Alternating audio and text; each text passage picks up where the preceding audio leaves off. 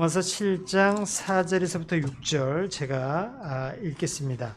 그런즉 내 형제들아 너희도 그리스도의 몸으로 말미암아 율법에 대하여 죽게 되었으니 이것은 너희가 다른 분 곧 죽은 자들로부터 일으켜신 분과 결혼하여 우리가 하나님께 열매를 맺게 하려 함이니라. 이는 우리가 육신 안에 있었을 때에 율법으로 말미암은 죄들의 활동이 우리 지체 안에서 적용하여 사망에 이르는 열매를 맺게 하였기 때문이라.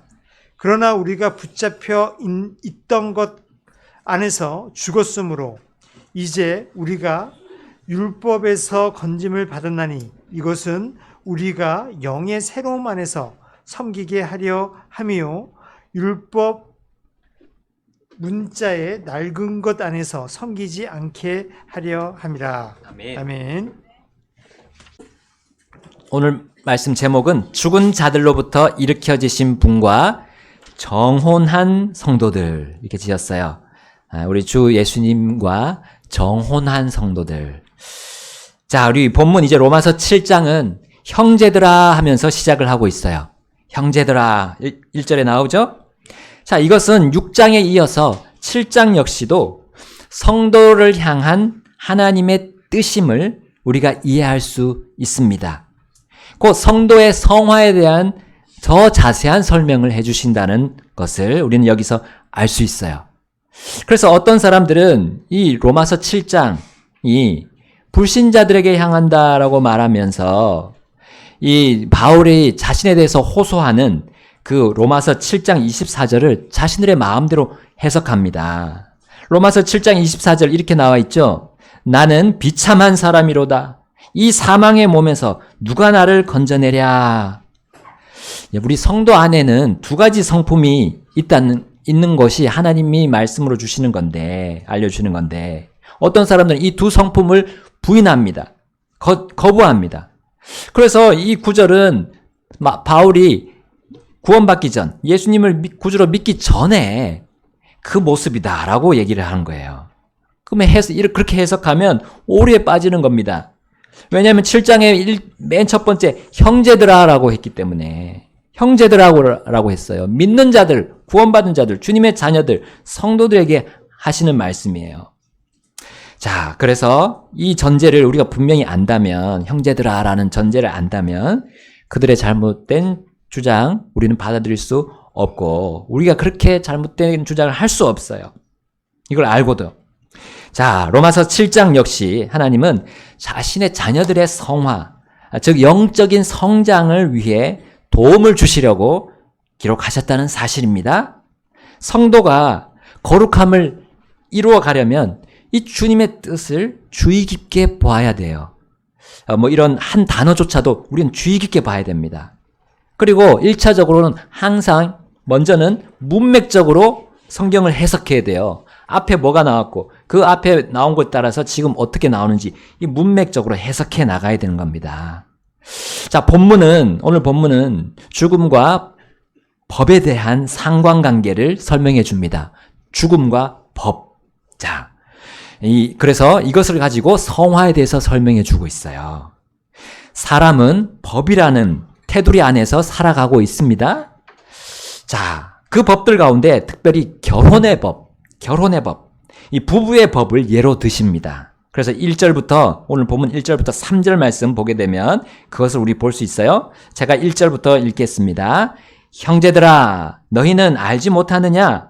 이는 내가 법을 아는 자들에게 말하기 때문인데 곧 법이 사람이 살아 있는 동안에만 그를 지배한다는 것을 알지 못하느냐? 이는 남편이 있는 여자는 자기 남편이 살아있는 동안에는 법에 의해 그에게 매여 있으나 만일 그 남편이 죽으면 그녀는 자기 남편의 법에서 벗어나기 때문이라. 자, 3절 함께 읽겠습니다. 그런즉 만일 그녀가 자기 남편이 살아있을 동안에 다른 남자와 결혼하면 간음하는 여자라 불리리라. 그러나 그녀의 남편이 죽으면 그녀가 그 법에서 자유롭게 되나니 그러므로 그녀가 다른 남자와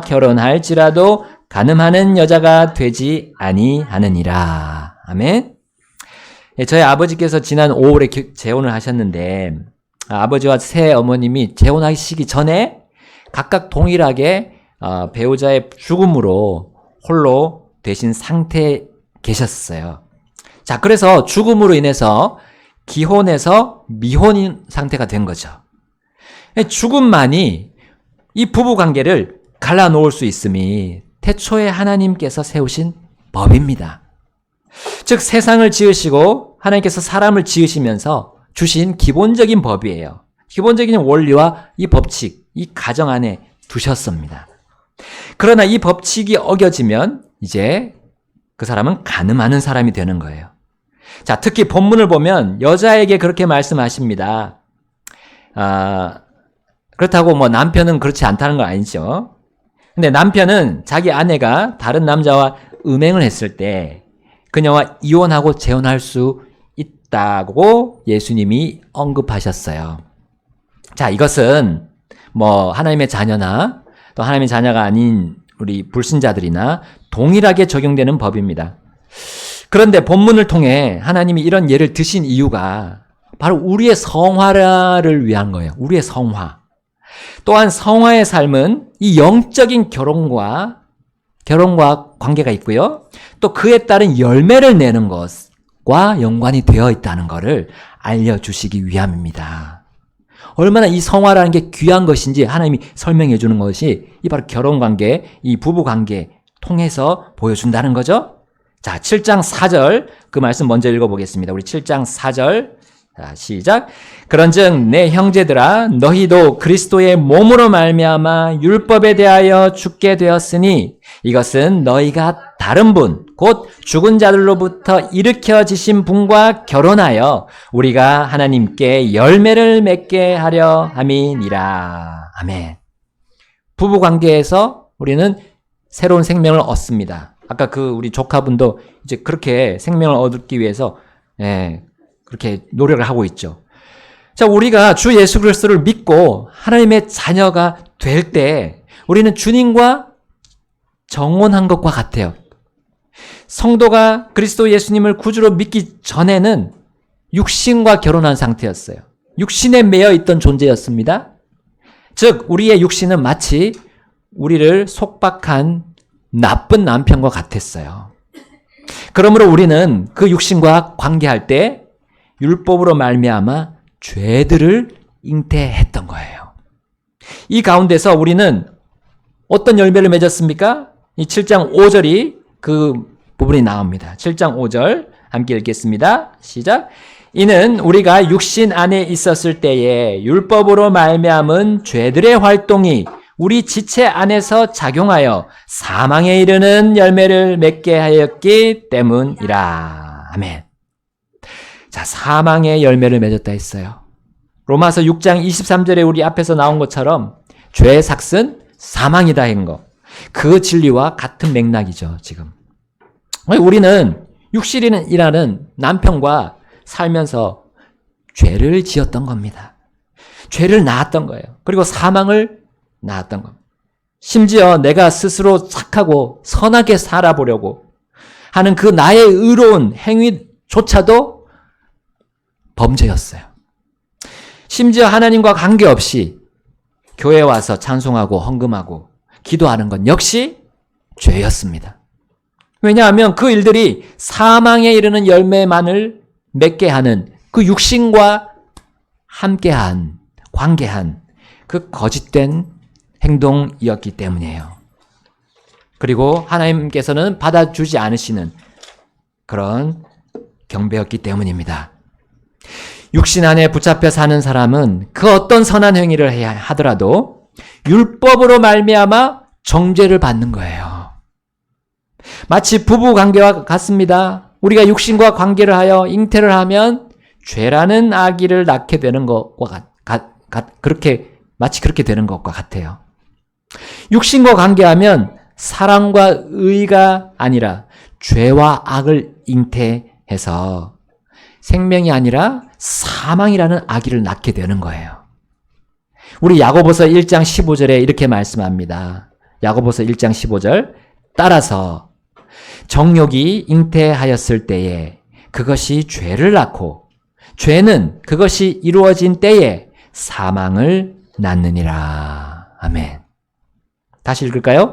따라서 정욕이 잉태하였을 때에 그것이 죄를 낳고 죄는 그것이 이루어진 때에 사망을 낳느니라. 정욕이 어디에 있습니까? 바로 육신에 있잖아요. 육신 안에 있습니다. 우리에게 욕심을 계속 부추기고 불만과 불평을 내게 하는 이 육신이 우리에게 죄를 낳게 합니다. 그리고 사망을 또 낳게 한다는 거죠. 우리 본문 5절과 일맥상통하고 있습니다.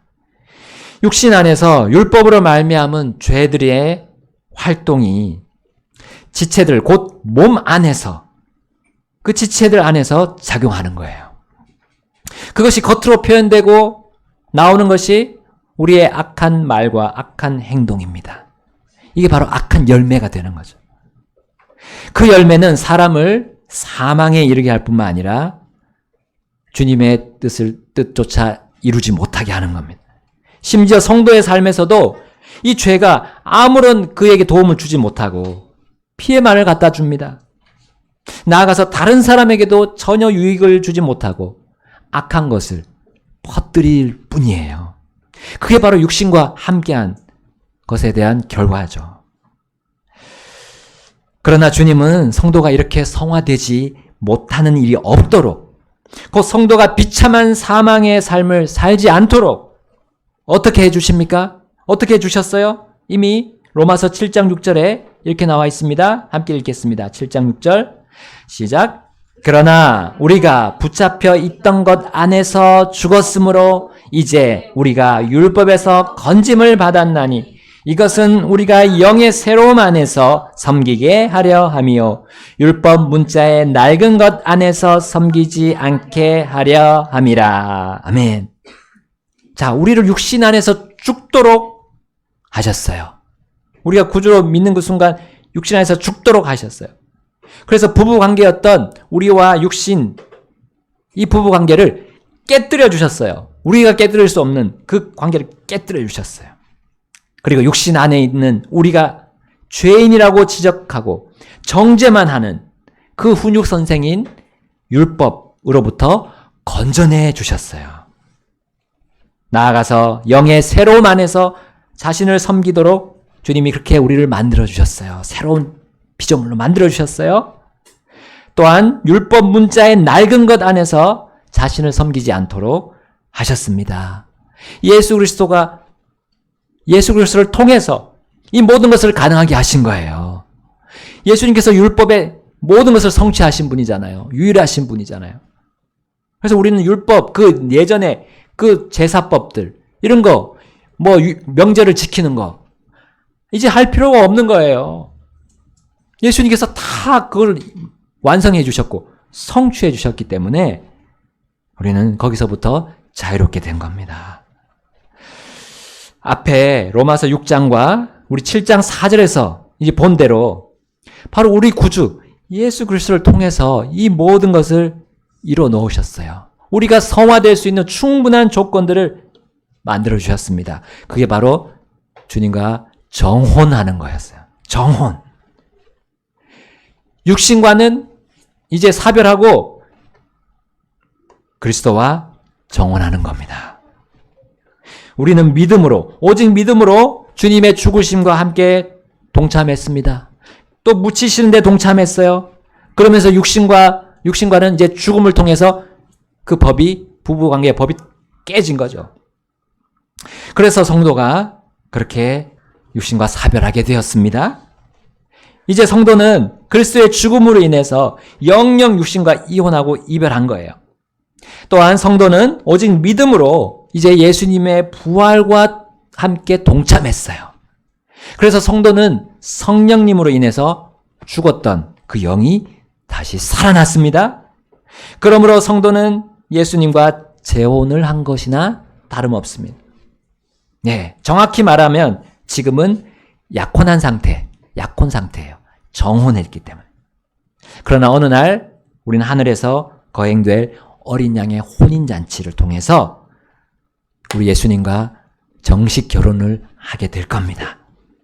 성도는 신랑 되실 예수님과 이제 완전히 새로운 삶을 시작한 겁니다. 성도는 영원하고 완전한 행복의 삶을 시작한 거예요, 이미. 결혼을 앞둔 연인이 뭘 합니까? 데이트 하잖아요. 데이트. 그와 같이 우리는 주님과 지금 데이트하는 기간이에요. 예, 결혼할 때까지 순결을 지키면서 데이트하는 겁니다. 주님과만. 자, 그런데 이렇게 죄와 저주와 사망에서 해방되어 육신과 이제 이별한 이 성도가 왜 또 옛날로 돌아가려고 합니까? 왜 옛날에 또 육신과 다시 결혼할 수 없음에도 불구하고 또 율법의 그 문자에 낡은 것 안에서 자신을 또 속박하면서 죄를 섬기려고 하냐는 거예요.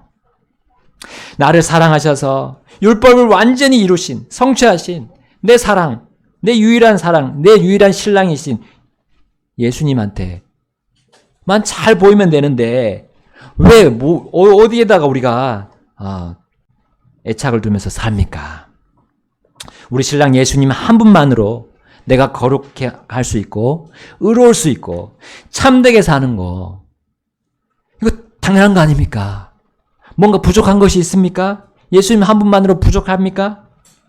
어떤 종교들처럼 정말 일부 다처제를 해가지고 우리 머릿수를 늘려가지고 세력을 키워나가야 됩니까? 아니면 이 세상과 타협해가지고 부와 명예를 배경 삼아서, 발판 삼아서 그렇게 우리가 세력을 또 얻어야 됩니까? 근데 만약 그렇게 한다면 이와 같은 거예요. 예수님이 세상보다 능력이 없다, 예수님이 세상보다 지혜가 없다라는 것과 같아요. 예수님의 가르침이 사람의 가르침보다 명철이 없다라고 주장하는 것과 같아요. 예수님은 우리의 구주가 될 수 없다라는 말과 같은 거예요. 예수님의 십자가의 죽음, 무덤에 묻히시는 거, 또 사망을 이기고 일어나셨 그 사실을 나는 의심한다 라는 말과 같아요. 성도는 율법으로 의롭게 될 수 있다라고 정의하는 것과 같습니다. 그 성화를 그렇게 정의하는 것 같아요. 칭의를 그렇게 정의하는 것 같아요. 그리고 성화, 곧 거룩함을 이루어 가려면 종교들이 주장하는 자기 성찰, 도를 닦는 거, 고행하는 거, 수행하는 거, 또 성례를, 7가지 성례를 행하는 거, 그게 맞는 거야. 성화가 그런 거야. 라는 교리와 같습니다. 여러분, 우리 성도가 주님과 교제하지 않고 주님 외의 것들, 이 세상과 교제하고 데이트하면, 여러분, 주님은 우리를 하늘에서 뵀을 때, 우리가 주님 하늘에서 만났을 때 우리와 결혼하고 싶어 하실까요? 그들은 약혼은 했지만 결혼식까지의 기간 동안, 이 땅에 사는 동안 자신의 순결을 잃었기 때문에 결혼 못할 수도 있습니다. 여러분, 구원받은 이후에 성화되지 않으려는 사람들은 이 세상과 반드시 영적인 간음을 하게 되어 있습니다. 여러분, 이 성화, 얼마나 고귀한, 주님이 우리 자신의 자녀들을 사랑해서 주신 이 성화에 대한 계획을 내가 뿌리치면 주님도 어쩔 수 없어요. 여러분, 주님은 성도들과 정혼하셨습니다. 이것을 구약의 아가서에서 6차례 이 솔로몬과 술람미 여인의 관계에서 보여주고 있어요. 아가서 4장 8절에서 12절, 또 5장 1절에 내 정혼자야 라고 솔로몬이 술람미 여인에게 말하는 장면 보세요. 내 정혼자야, 내 정혼자야, 내 정혼자야 라고 사실 주님이 우리한테 불러주시는 거예요. 성도들한테.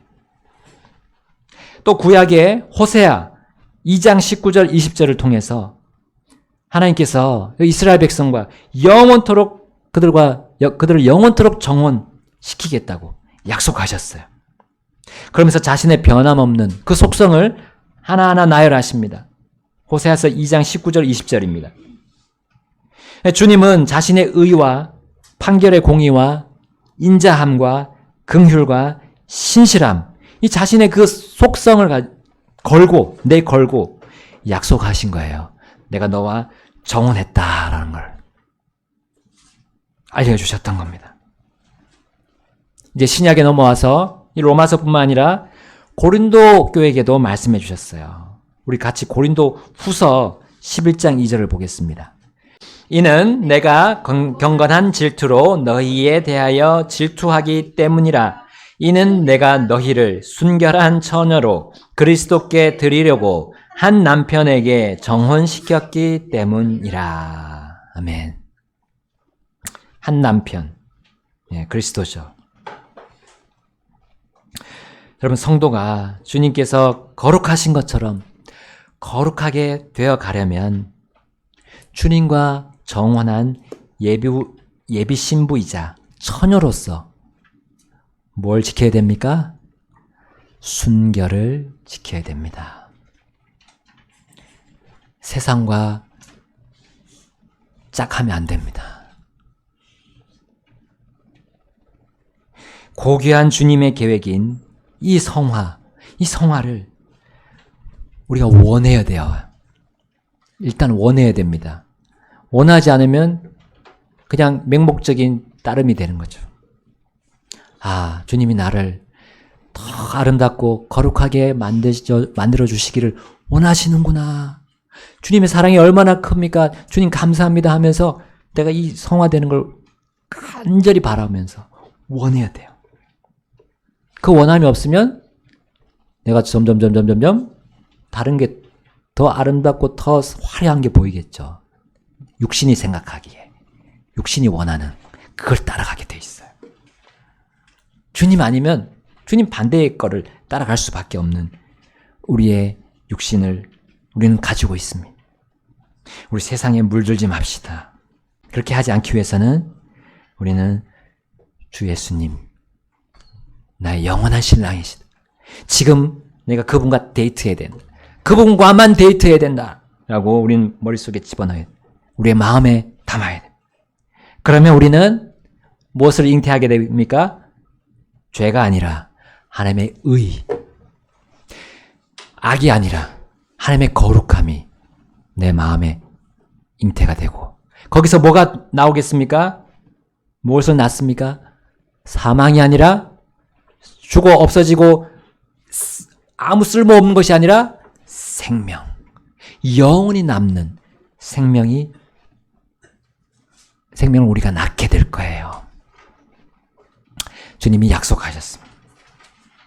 주님이 성화되어가는 자신의 자녀들에게 반드시 생명, 그리고 영원한 생명을 나눠주는, 다른 사람들에게 나눠줄 수 있는 그런 깨끗한 그릇으로 우리를 사용하실 것입니다. 이 시간 우리 주님 앞에 나가셔서 결단하겠습니다. 내가 세상과 데이트하지 않겠습니다. 오로지 주님과만 데이트하고 교제하겠습니다. 깊은 교제 하겠습니다 하고 우리 같이 결단하겠습니다.